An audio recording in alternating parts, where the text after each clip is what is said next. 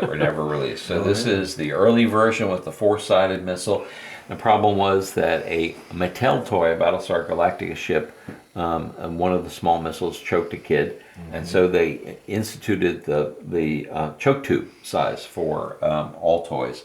And so for some reason, Hasbro or Kenner just didn't get it at the time. They said, well, as we're developing it, let's try a better locking mechanism. But that wasn't the problem. It was the size of the missile. So we all got the sonic welded missile in there.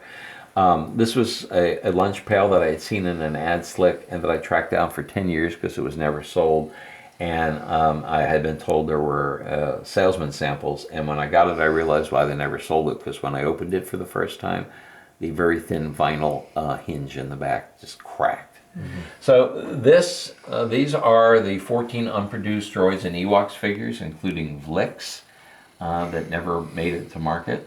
These are called protomolds, and these were handmade in Cincinnati at Kenner headquarters, hand painted, and then sent to Asia with these little trays to say where all the paint went. One of the few figures that was developed for the vintage line that wasn't made was Yarna Del Garga, and every kid was desperate for a six-breasted dancing lady for their play patterns. So this is the original plaster cast.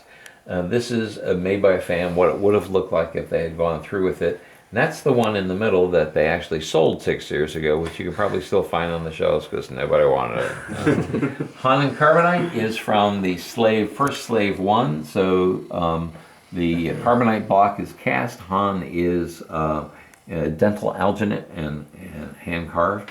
And the Talking Yoda came very close to production. They showed it at Toy Fair in 1981, but it says 8 different things, pull string, and the retailers didn't want it because there were 2 other items at the same price point.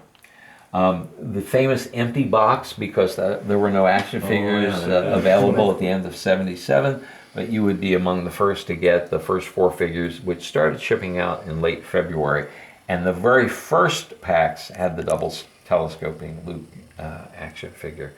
These are Star Tots. This was a proposal for a preschool line in 1979. Never went